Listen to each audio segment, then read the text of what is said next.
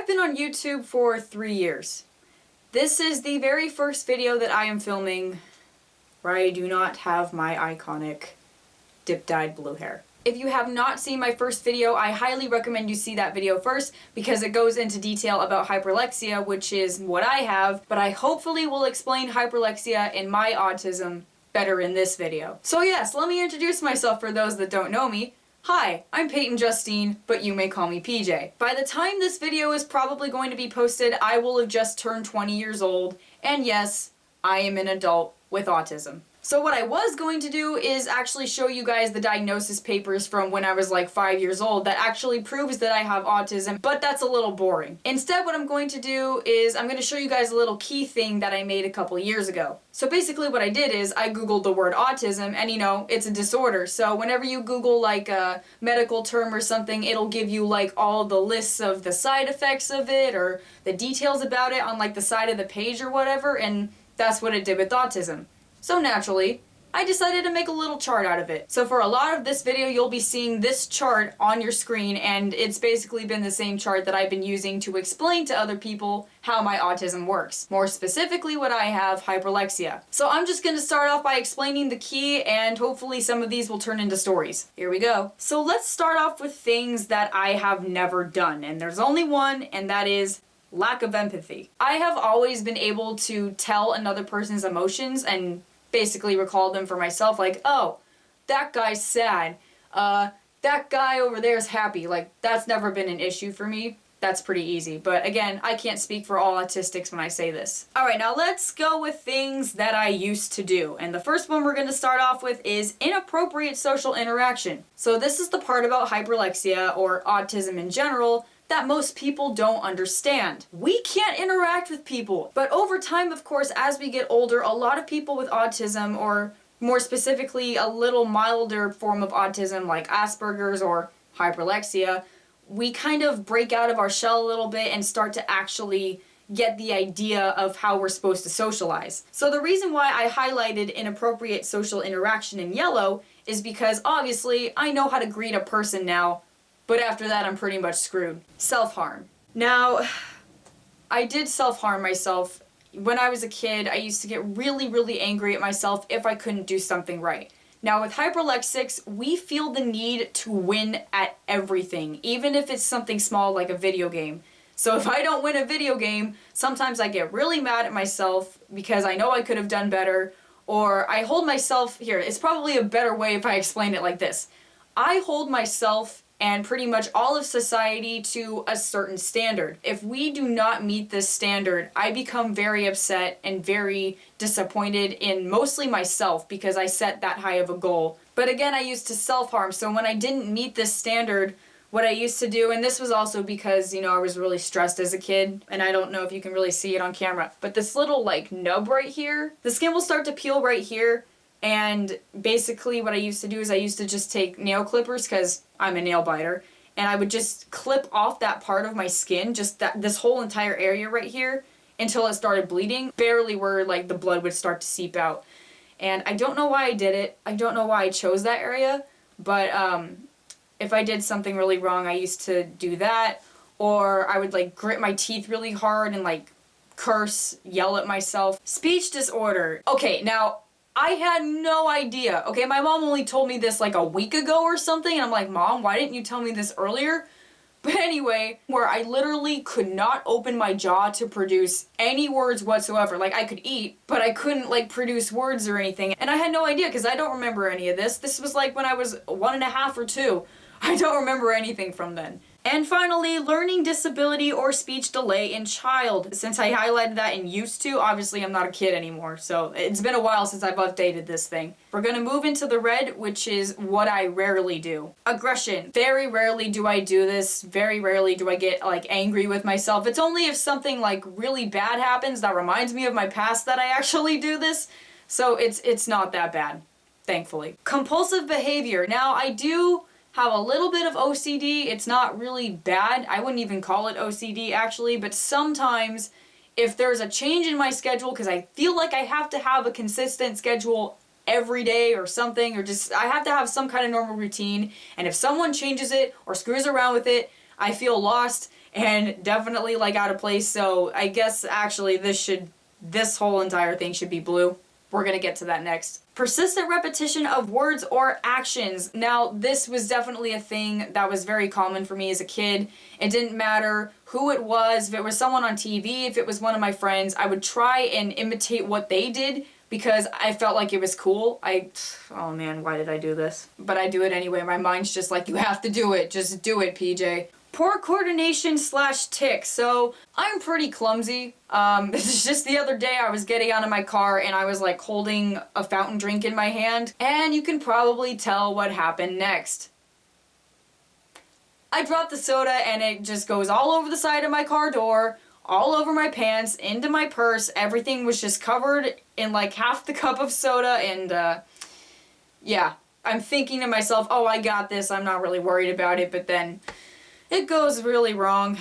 And then tic, so this should also kind of be like in black because I don't really have any like uncontrollable movements. Like once in a while I will like jerk my body in some way, but I don't really think it's due to my autism, so we're gonna skip that one. Constantly walking on tiptoe. Okay, this one's really strange. So I actually wear these shoes all the time. They're like, these are my favorite shoes ever because they're like high-heeled boots, right?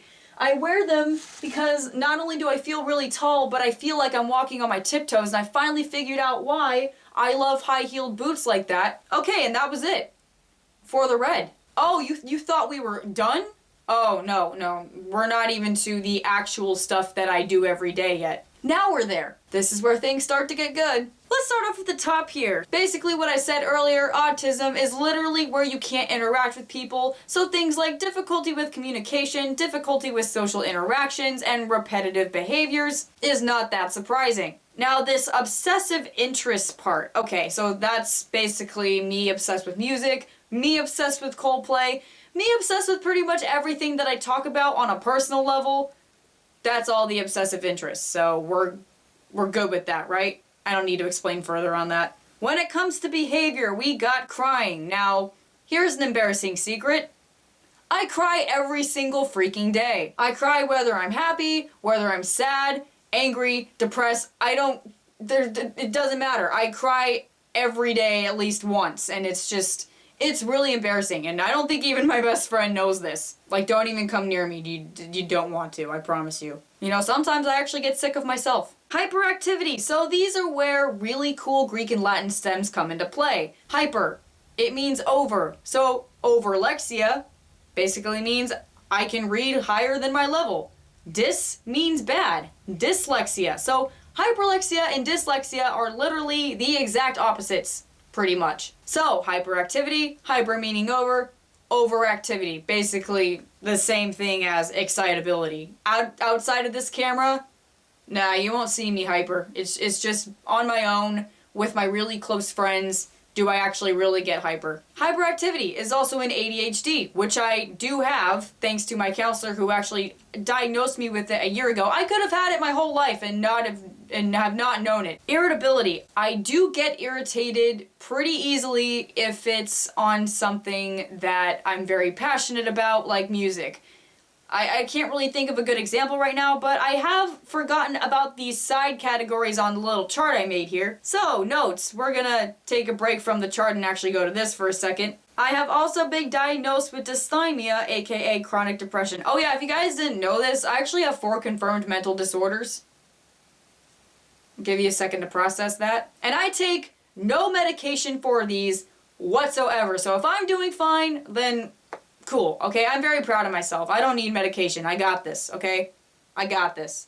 Here we go. Here's where the irritability comes in. I only show aggression when someone doesn't get my point, even though I have explained it several times. Especially when someone spells my first name wrong. Why do you think I go by PJ? Yes, I still repeat things that people say, even if I don't know what they mean. To me, it sounds cool. That's echolalia, which is the main diagnosis for any form of autism. If they have echolalia, that's a pretty good sign that they're autistic, because whatever they hear, they pick up on it, and they say it back to you. That's how we learn to speak, people. Music equals obsessive interest. This shouldn't surprise anybody. Unless you're not subscribed to me. Oh yeah, then surprise, I'm a singer-songwriter and I'm also an actress because it allows me to be creative and express myself in a way that I can't with actual words. And there's one more, but it's at the very end, so I'm gonna come back to it. I know I keep switching back and forth between these. I guess that's another symptom of autism, is that you can't keep track of things. ADHD. How did I survive this long? Nonsense word repetition. Echolalia. Poor eye contact. Yeah, hey guys out there, okay? If I'm not looking you straight in the eye and I start blushing all of a sudden and acting shy around you, it's not because I like you, it's because I'm freaking shy as hell. Stuttering. I still stutter all the time, and probably during this video, I actually left the stuttering in this video because with being a YouTuber, you can edit all of those things out. You get as many takes as you like, but I wanted to show you guys that yes, I actually do still stutter, and even though it's very embarrassing on my part, you know, people do it all the time, and it's something that I shouldn't be ashamed of anymore. I know, but I still am. But if I really get to know you good enough, like my best friend Marissa, who's been my best friend for like 15 years, we're good. Like, I don't stutter in front of those people. I don't really stutter in front of my family or anything like that. Yes, I am actually a professional actress, and when I went back into a callback, I was like trying to ask this guy who was working for the movie like a question, and I kept like trying to reformat it in my head but reforming it out in real life. So I was like, okay, so where do we, okay, it was, Anxiety. So the fourth mental disorder that I have technically is social anxiety. So if you didn't count them all during this video, that's hyperlexia / autism, ADHD, dysthymic disorder, and social anxiety. The biggest one for me is social anxiety because that is a major part of autism. I don't know if dysthymia is associated with my autism, but pretty much ADHD, hyperlexia, and social anxiety are all associated with my autism. So, wow, it's a lot for me to explain. And finally, we have sensitivity to sound and light. So this is where I go back to the notes part. I have both sensitivity to sound and light, may explain why autism is linked with rain. Now here's the really cool thing. I'm from Seattle, and stereotype, it rains here a lot, but actually not as much as New York, surprisingly. My dad, who is probably watching this YouTube video, hi Dad, sent me this article, oh man, a long time ago, probably years ago, and it said something about how autism may be linked with rain because they kept finding like more autistic people in rainier areas of the United States. And I thought it was very interesting too because my favorite weather happens to be rain, and I can actually see in it. And during one of my live streams as well, I explained that even if it's like mostly cloudy outside or completely cloudy, I'll still have trouble seeing. Like, I have to squint my eyes every single place that I go, and people will be looking at me like, what are you doing? And I'm like, I can't see a freaking thing. But I actually do think I'm going deaf too, because in this ear, and I actually had to stop just now, you may have seen it if I left it in, but I had to like click my jaw back closed, and that's because this ear keeps like crackling or something, and I can't really hear out of it. Like, I'm almost like partially deaf, and it's kind of actually scaring me. Sound has been really loud for me recently, and I've kept hearing really random ringing noises that actually hurt in my ear. I'm only 20, guys. Anyway, that's a lot of information for you guys to take in, but that is currently how my autism basically functions. Now, I should have clarified this in my very first hyperlexia video, but I do not know which type I actually have. I thought I had type 3 for a really long time, but I figured that most of the symptoms would have faded away by now, but some of them have actually gotten a little bit worse over time. So my theory is I might actually have a combination of both 2 and 3, but I don't exactly know. But I will admit that I was more autistic when I was younger, and the really rare part about hyperlexia is that a lot of autistic symptoms fade over time, which is why a lot of things on that list were things that I either used to do or rarely do. It's because I'm slowly overcoming a lot of them, you know, as I get older. I made this video not just to raise awareness of hyperlexia or autism, but because I really wanted to give everybody an idea of what having autism is like. When I was younger, I thought that everything I was doing, I knew I was doing things a little bit differently, but I thought they were completely normal. And as I got older, I came to realize, wow, you know, my life was so much different. And I know that I've said this over and over and over again, and I'm gonna say it over and over and over again until the day I die because of my autism and the repetitiveness, but I'm just so fortunate that my autism fades as I get older, and that I'm able